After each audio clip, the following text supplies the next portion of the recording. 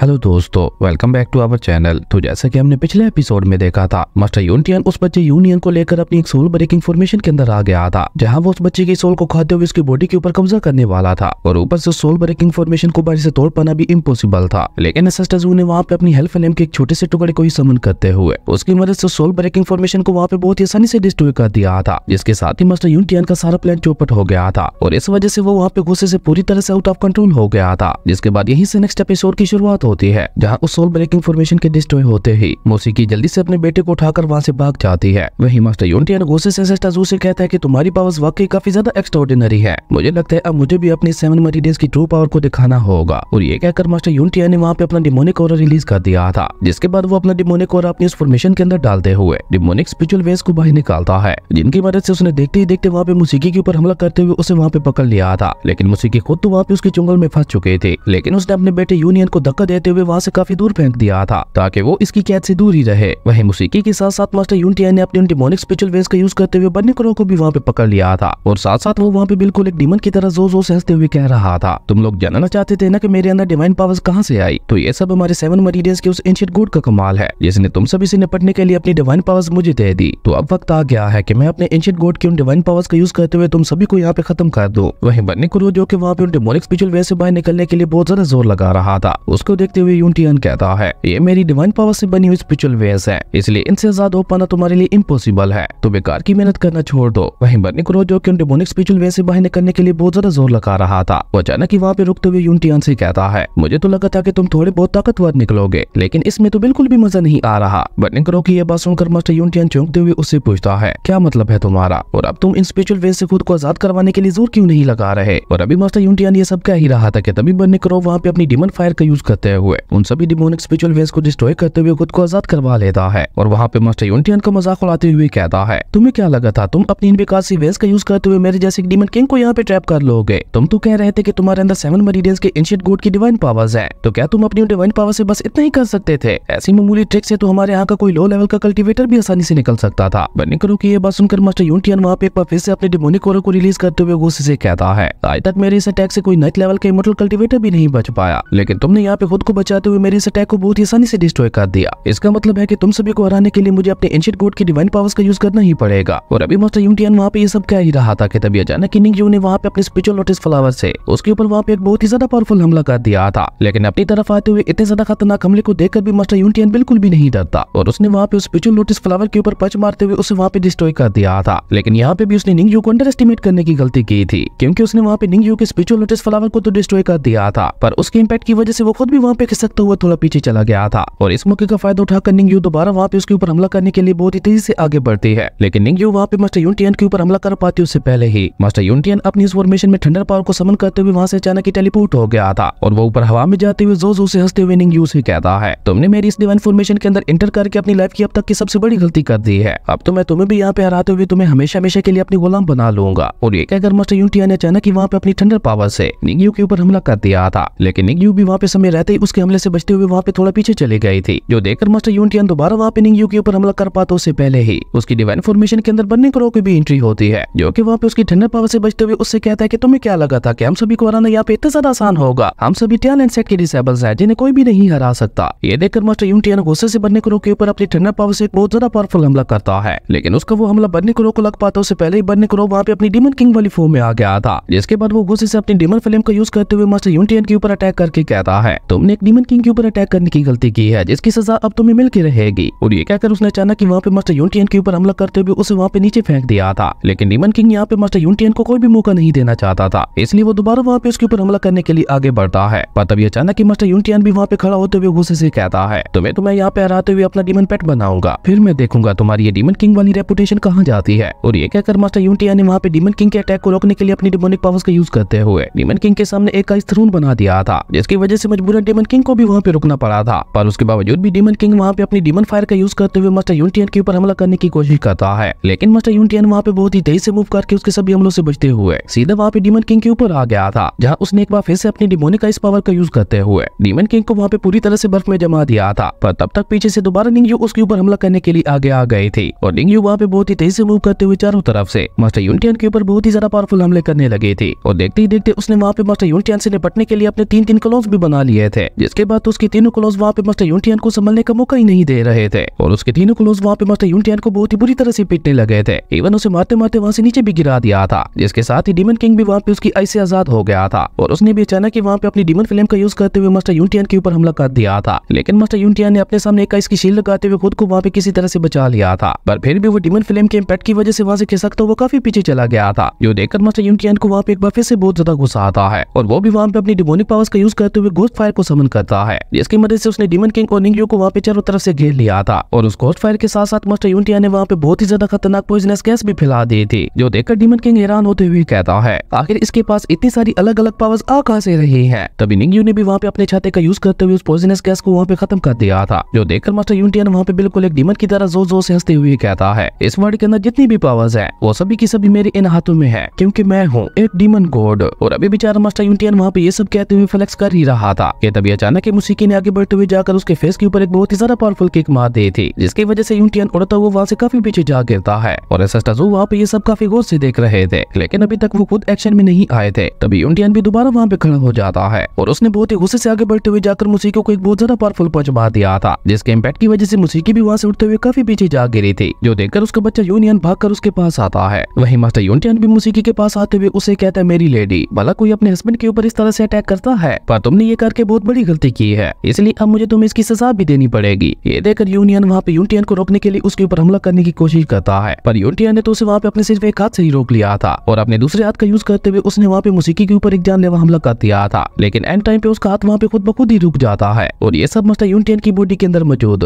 मुसीकी के हस्बैंड की सोल ने किया था। तभी अचानक वहाँ पे मुसीकी के हस्बैंड चलाते हुए उससे कहता है जल्दी से हमारे बच्चे को लेकर यहाँ से भाग जाओ, और ये कहकर मुसीकी के हस्बैंड वहाँ पे मास्टर यूनियन को रोकने के लिए उसकी बॉडी के ऊपर कंट्रोल करने की कोशिश कर रहा था। और इस बीच मौके का फायदा उठाते हुए मुसीकी अपने बच्चे को लेकर वहाँ से भाग जाती है और उन दोनों को वहाँ से जाते हुए देखकर मुसीकी के हस्बैंड बहुत ही प्यार से उन दोनों को देख रहा था। लेकिन तभी अचानक मास्टर यूनियन ने वहाँ पे दोबारा उसकी सोल पावर को सप्रेस करते हुए अपनी बॉडी के ऊपर अपना कंट्रोल वापस पा लिया था, जिसके बाद वो पीछे से उन दोनों माँ बेटे को मारने के लिए उनके ऊपर एक जानलेवा हमला करने की कोशिश करता है, पर निंगयू ने दोबारा वहाँ पे बीच में आते हुए उसके अटैक को वहीं पे डिस्ट्रॉय कर दिया था और वहाँ पे बहुत ही तेज से मूव करते हुए उसके पीछे जाकर अपना डैगर वहाँ पे उसकी बॉडी के आर पार घुसा दिया था, जिसकी वजह से मास्टर यूनियन की हालत वहाँ पे धीरे धीरे बहुत ज्यादा खराब होने लगी थी। और सिर्फ मास्टर यूनियन की हालत ही नहीं बल्कि उसके अंदर मौजूद सभी सोल्स की हालत भी बहुत ज्यादा खराब होती जा रही थी और उसकी बॉडी के अंदर मौजूद सभी सोल्स दर्द के मारे वहाँ पे चिल्लाने लगे थे, पर मास्टर यूनियन वहाँ पे गुस्से से चिल्लाते हुए उन सभी को चुप रहने के लिए कह रहा था, लेकिन उसके बावजूद भी वो सोल्स वहाँ पे चुप नहीं हो रही थी और ये ड्रामा वहाँ पे काफी देर तक चलता रहता है, जो कि एसएसटाजू भी काफी गौर से देख रहे थे। पर तभी अचानक यूनियन वहाँ पे एक बार फिर से पागलों की तरह जोर जोर से हंसने लगता है और इस बार वो अकेला ही नहीं हंस रहा था बल्कि उसके अंदर से किसी और की भी हंसने की आवाज आ रही थी, जो कि हंसते हुए वहाँ पे जोर जोर से कह रहा था मुझे कोई नहीं मार सकता क्योंकि मैं एक इमोर्टल डीमन गॉड हूँ, इसलिए मुझे कोई भी नहीं मार सकता। और ये कहकर वो दोबारा वहाँ पे बिल्कुल पागलों की तरह जोर जोर से हंसने लगा था, जो देखकर डीमन किंग भी हैरान होते हुए कहता है कि आखिर से ये सब क्या हो रहा है, ये इस तरह से पागलों की तरह बिहेव क्यों कर रहा है, कहीं ये अपने मौत के डर से पागल तो नहीं हो गया। जिस पे अचानक यूनियन वहाँ पे चलाते हुए डीमन किंग से कहता है कि अब बस तुम्हारे पास दो ही ऑप्शंस हैं, या तो मेरा हुक्म मानते हुए मेरे गुलाम बन जाओ या फिर मैं तुम्हें अभी के अभी यहाँ पे खा लेता हूँ। और ये कहकर वो अचानक वहाँ पे अपनी एंशिएंट गॉड वाली डिमोनिक पावर्स का यूज करते हुए उन सभी को खाने के लिए अपना बड़ा सा मुंह खोलता है और ऐसा होते ही वहाँ पे डीमन किंग के साथ साथ बाकी सभी लोग भी उड़ते हुए खुद ब खुद ही उसके मुंह के अंदर जाने लगे थे, जहाँ पे वो सभी खुद को रोकने की कोशिश तो बहुत ज्यादा कर रहे थे, लेकिन मास्टर यूनियन की डिमोनिक पावर्स ने वहाँ पे उन सभी के पावर्स को सप्रेस कर दिया था, जिसकी वजह से वहाँ पे कोई कुछ भी नहीं कर पा रहा था। लेकिन इस बीच यूनियन भूल गया था कि वहाँ पे एक और पर्सन भी मौजूद है जो कि गॉड्स का भी गॉड है और इसी के साथ हमें वहाँ पे एसएसटाजू को दिखाया जाता है, जो कि अभी भी वहाँ पे अपनी जगह पे बिल्कुल शांत खड़े थे। पर अब एसएसटाजू भी वहाँ पे यूनियन का ये सारा ड्रामा देखकर बहुत ज्यादा बोर हो चुके थे, इसलिए वो वहाँ पे कॉल टोन में कहते हैं कि अब ये बहुत ही ज्यादा बोरिंग होता जा रहा है। और ये कहकर एसएसटाजू अचानक ही वहाँ पे अपने पाँव को नीचे जमीन पे पटक देते हैं और ऐसा होते ही वहाँ पे चारों तरफ एसएसटाजू का डिवाइन स्पिरिचुअल ऑरा फैलने लगा था, जिसके बाद एसएसटाजू वहाँ से होते हुए सीधा यूनियन के माइंड के अंदर आ गए थे, जहाँ पे यूनियन भी एसएसटाजू के सामने खड़ा था और वो उस जगह को देखकर इधर उधर देखते हुए कहता है ये कौन सी जगह है, ये सेवन मरीडियंस का कीमी रियलम तो नहीं लग रहा, और मैं अचानक से टेलीपोर्ट हो तो वो यहाँ पे कैसे पहुंच गया। और ये कहकर वो वहाँ पे डरते हुए एसएसटाजू से कहता है ये तुम मुझे कहाँ पे लेकर आ गए हो, और वो जगह जो कि वहाँ पे बहुत ही ज्यादा पीसफुल दिखाई दे रही थी, जिसकी वजह से यूनियन को वहाँ पे अपनी बॉडी के अंदर बहुत ज्यादा घुटन महसूस हो रही थी। वहीं एसएसटाजू वहाँ पे उसकी बातों का कोई भी जवाब नहीं देते और वो अचानक ही वहाँ पे अपनी डिवाइन स्पिरिचुअल पावर का यूज करते हुए अपनी एक फिंगर का इशारा सीधा यूनियन की गर्दन की तरफ करते हैं और ऐसा होते बेचारे यूनियन को वहाँ पे अपने गर्दन में बहुत ज्यादा पेन होने लगा था और सिर्फ उसे नहीं बल्कि उसके अंदर मौजूद बाकी सभी सोल्स भी दर्द के मारे वहाँ पे तड़पने लगे थे, जो देखकर एसएसटाजू वहाँ पे एक बार फिर से अपनी फिंगर के इशारे से यूनियन की बॉडी के अंदर मौजूद उन सभी सोल्स को बाहर निकाल देते हैं। लेकिन यूनियन को तो अभी भी वहाँ पे अपनी गर्दन में बहुत ज्यादा पेन हो रहा था, जो देखकर एसएसटाजू वहाँ पे एक बार फिर से अपनी फिंगर के इशारे से बाकी बची हुई सभी सोल्स को भी बाहर निकाल देते हैं, जहाँ पे उन सभी सोल्स के ऊपर वो घाव दिखाई दे रहा था जो निंगजू ने मास्टर यूनियन को मारने के लिए दिया था। वहीं उन सभी सोल्स को वहाँ पे अपनी बॉडी से बाहर आते हुए देखकर मास्टर यूनियन बहुत ही मुश्किल से बोलते हुए एसेस्टाजू से कहता है, ये सब तुम क्या कर रहे हो और तुमने इन सभी को मेरी बॉडी से अलग क्यों किया? ये सभी की सभी सोल्स मेरी है, आखिर तुम इन सभी सोल्स को आजाद करके करना क्या चाहते हो? तभी वहाँ पे उनमें से एक सोल डर के मारे यूनियन से कहती है, मास्टर यूनियन मैं हमेशा से आपका बहुत ज्यादा वफादार रहा हूँ, तो प्लीज मुझे यहाँ पे मत मारना। जिस पे एक दूसरा सोल उस पहले वाली सोल के ऊपर गुस्सा निकालते हुए कहता है, अपनी बकवास बंद करो, क्या तुम पागल हो गए हो? इस तरह यहाँ पे हमेशा हमेशा के लिए इसकी बॉडी के अंदर कैद रहने से तो अच्छा है कि हम सभी लोग यहीं पे मर जाएं। जिस पे वो बाकी सभी सोल भी उसका साथ देते हुए कहते हैं कि तुम बिल्कुल ठीक कह रहे हो। और तभी वहाँ पे उनमें से एक सोल यूनियन के ऊपर हमला करने की कोशिश करते हुए कहता है, आज मैं तुम्हें यहाँ पे मारकर हम सभी को आजाद करवा दूंगा। लेकिन वो जैसे ही वहाँ पे मास्टर यूनियन को मारने की कोशिश करता है तो अचानक उसे वहाँ पे अपनी सोल में बहुत ही ज्यादा पावरफुल थंडर के झटके लगने लगे थे, जो देखकर यूनियन वहाँ पे एक डेविल स्माइल करते हुए कहता है, तुम सभी की सोल्स को मैंने अपनी डिमोनिक पावर्स के साथ बांध रखा है, इसलिए तुम में से कोई चाहकर भी मुझे कोई भी नुकसान नहीं पहुंचा सकता। इसलिए तुम सभी के लिए बेहतर यही है कि तुम सभी लोग मेरे आगे सरेंडर करते हुए दोबारा मेरी बॉडी के अंदर वापस चले जाओ। तो इसका मतलब था कि उन सोल्स के ऊपर जो गांव के निशान बने हुए थे वो असल में मास्टर यूनियन की डिमोनिक पावर्स का एक पैटर्न था, जिसकी मदद से मास्टर यूनियन ने वहाँ पे उन सभी सोल्स को बांध रखा था। जो देखकर एसेस्टाजू वहाँ पे उन सभी सोल्स से कहते हैं कि अगर तुम लोग चाहो तो मैं तुम सभी को आजादी दिलवा सकता हूँ। और ये कहकर एसेस्टाजू वहाँ पे फिर से अपनी डिवाइन स्पिरिचुअल पावर का यूज करते हुए सिर्फ इतना ही कहते हैं, रिलीफ। और एसेस्टाजू के सिर्फ इतना कहते ही अचानक उन सभी सोल्स के ऊपर लगे हुए वो डिमोनिक पैटर्न्स वहीं पे डिस्ट्रॉय हो गए थे, जो देखकर तो उनमें से किसी को अपनी आंखों पे यकीन ही नहीं हो रहा था। वो सभी बार बार वहाँ पे खुद को देखते हुए कह रहे थे, क्या वाकई ये सच है? क्या वाकई हम सभी लोग आजाद हो गए हैं? ये सब तो किसी सपने की तरह लग रहा है। जिसके बाद वो सभी सोल्स वहाँ पे बहुत ही गुस्से से मास्टर यूनियन की तरफ आगे बढ़ते हुए कहते हैं, तुमने हम सभी के साथ बहुत बुरा किया है, जिसका आज तुम्हें एक एक करके हिसाब देना होगा। तभी वहाँ पे मूसिकी का हस्बैंड सबसे पहले आगे आते हुए उससे कहता है, तुमने मेरी वाइफ और मेरे बच्चे को नुकसान पहुंचाने की कोशिश की, उसके लिए आज मैं तुम्हें बिल्कुल भी जिंदा नहीं छोड़ने वाला। और ये कहकर उन सभी सोल्स ने वहाँ पे चारों तरफ से मास्टर यूनियन को घेरते हुए उसे वहाँ पे बहुत ही बुरी तरह से मारना शुरू कर दिया था। उसके बाद सीन शिफ्ट होता है, हमें उसकी बॉडी के बाहर का सीन दिखाया जाता है, जहाँ उसकी बॉडी बिल्कुल भी हिलजुल नहीं रही थी। जो देखकर बन्नी करो कंफ्यूज होते हुए कहता है कि आखिर इसे ये क्या हो गया, क्या ये यहाँ पे मर गया है? पर अभी बन्नी करो वहाँ पे ये सब कह ही रहा था कि तभी अचानक मास्टर यूनियन की बॉडी से वो सभी सोल्स एक एक करके बाहर आने लगी थी। जो देखकर निंगजू भी वहाँ पे कंफ्यूज होते हुए कहते हैं कि ये छोटे छोटे एनर्जी के टुकड़े क्या है? क्या ये सभी सोल्स हैं? अगर ये सभी वाकई सोल्स हैं तो इसका मतलब है इसने काफी सारी सोल्स को ऑब्जर्व कर रखा था। जिस पे बन्नी करो उसे कहता है कि तुम बिल्कुल ठीक कह रही हो, और अब देखने से ऐसा लग रहा है कि जैसे इन सभी सोल्स को आजादी मिल चुकी है, जो कि उन सभी सोल्स के लिए बहुत ही अच्छी बात है। और जैसे ही वहाँ पे मास्टर यूनियन की बॉडी से वो सभी सोल्स बाहर निकलती हैं, तो देखते ही देखते मास्टर यूनियन की बॉडी वहाँ पे एक्सप्लोड होते हुए डिस्ट्रॉय हो गई थी। पर ऐसा होते ही वहाँ का पूरा मौसम अचानक ही चेंज होने लगता है, और देखते ही देखते वहाँ पे चारों तरफ काले बादल छा गए थे, और एक बार फिर से वहाँ पे स्नोफॉल होने लगती है, जैसे कि आज से 10,000 साल पहले 7 मरीडियंस की कीमी आलम में हुई थी। जो देखकर बन्नी करो वहाँ पे चौंकते हुए कहता है, कितनी अजीब बात है, ऐसे मौसम में भी यहाँ पे स्नोफॉल हो रही है। वहीं बेचारी मूसिकी तो स्नोफॉल को देखकर वहाँ पे बहुत ही ज्यादा डर चुके थे, क्योंकि वो इस स्नोफॉल को अच्छी तरह से जानते थे। इसलिए वो वहाँ पे डरते हुए कहते हैं, ये तो वही स्नोफॉल है जिसकी वजह से 10,000 साल पहले हमारे 7 मरीडियंस के कीमी आलम के सभी लोग मोस्टर्स में ट्रांसफॉर्म हो गए थे, और आज ये स्नोफॉल यहाँ पे दोबारा हो रही है, जिसका मतलब है कि यहाँ के सभी लोग भी एक बार फिर से मोस्टर्स में ट्रांसफॉर्म होने वाले हैं। मूसिकी की ये बात सुनकर बन्नी करो के साथ साथ वहाँ पे बाकी सभी लोग भी बहुत ज्यादा हैरान हो गए थे। वहीं एसेस्टाजू जो कि स्नोफॉल को काफी गौर से देख रहे थे, वो अपना हाथ आगे बढ़ाते हुए उस स्नोफॉल को अपने ऊपर गिरने देते हैं। वहीं दूसरी तरफ हमें 7 मरीडियंस के एक मार्केट का सीन दिखाया जाता है, जहाँ सभी लोग उस स्नोफॉल से बचते हुए भाग रहे थे, लेकिन वो स्नोफॉल वहाँ पे जिस के ऊपर भी गिर रही थी, वो पर्सन अचानक ही वहाँ पे मोस्टर में ट्रांसफॉर्म हुए जा रहा था। तभी हम वहाँ पे उस हाफ टकले और उसके कुछ साथियों को भी देखते हैं, जहाँ पे उनके एक साथी ही मोस्टर में ट्रांसफॉर्म हो गया था, और जैसे ही वो मोस्टर वहाँ पे उनके ऊपर हमला करने के लिए आगे बढ़ता है तो उल्टा उनसे भी नहीं मिलकर उसके ऊपर हमला कर दिया था। पर तभी देखते ही देखते अचानक वहाँ पे उनके साथ वाला एक और साथी मोस्टर में ट्रांसफॉर्म हो जाता है। ये देखकर वो हाफ टकला और उसका बाकी बच्चा वो साथी भी दोनों डर के मारे वहाँ से भागने लगे थे, क्योंकि देखते ही देखते धीरे धीरे वो मोस्टर्स वहाँ पे चारों तरफ फैलने लगे थे। लेकिन वो हाफ टकला भी वहाँ पे ज्यादा देर नहीं भाग पाता, और अचानक ही वो लड़खड़ाते हुए वहीं पे गिर गया था, और जैसे ही वो वहाँ पे गिरता है तो उसके ऊपर भी वो स्नोफॉल आके गिरती है, जिसकी वजह से देखते ही देखते वो हाफ टकला भी वहाँ पे मोस्टर में ट्रांसफॉर्म होने लगा था। ये तो पहले ही दिखने में इतना ज्यादा भयानक था, अब मोस्टर में ट्रांसफॉर्म होने के बाद तो और भी ज्यादा भयानक लगेगा। उसके बाद एक बार फिर से सीन चेंज होता है, एसेस्टाजू और उनके डिसेबल्स को देखते हैं, जो कि अभी भी वहीं उसी फॉर्मेशन के पास ही खड़े थे, जहाँ अचानक ही ऊपर आसमान में एक बहुत ही अजीब सा पोर्टल बनने लगा था, जिससे लगातार थंडर लाइटिंग नीचे गिर रही थी, और ये सब वहाँ पे उसे एंशिएंट गॉड के आने के साइंस थे। लेकिन तभी अचानक ही ऊपर आसमान वाले पोर्टल से वो सारी थंडर लाइटिंग एक साथ इकट्ठा होकर नीचे आ गिरती है, और ऐसा होते ही वहाँ पे नीचे भी एक पोर्टल बन गया था, जिसका मतलब था कि वो एंशिएंट गॉड एसेस्टाजू से मिलने के लिए उन्हें बुला रहा था। और उस पोर्टल को देखकर निंगजू थोड़ा कंफ्यूज होते हुए कहती है, क्या ये एक पोर्टल है? जिस पे बन्नी करो वहाँ पे एसेस्टाजू के पास आते हुए कहता है कि हो ना हो इस सब के पीछे उसे घटिया गॉड का ही काम होगा, जो कि हमें खुद से मिलने के लिए इनवाइट कर रहा है। बन्नी करो की ये बात सुनकर एसेस्टाजू भी उस पोर्टल को काफी गौर से देखते हुए कहते हैं, अगर वो मुझसे दोबारा मिलना चाहता है तो मैं उसकी ये ख्वाहिश भी पूरी कर देता हूँ। और ये कहकर एसेस्टाजू अपने सभी डिसेबल्स को लेकर उसी पोर्टल की तरफ बढ़ गए थे, थे। और इसी कमाल के सीन के साथ हमारे अमेजिंग एपिसोड यहीं पे खत्म हो गया था। अब अगले एपिसोड में हमें गॉड वर्सेस गॉड देखने को मिलेगा। दोस्तों आप लोगों को क्या लगता है, क्या वो डीमन गॉड एस एस टाजू को टक्कर दे पाएगा? कमेंट करके जरूर बताना। अगर आपको ये वीडियो अच्छी लगी तो लाइक कर दें और अगर चैनल पे नए आए हो तो सब्सक्राइब करते जाना। तो मिलता है एक न्यू वीडियो में, तब तक के लिए बाय।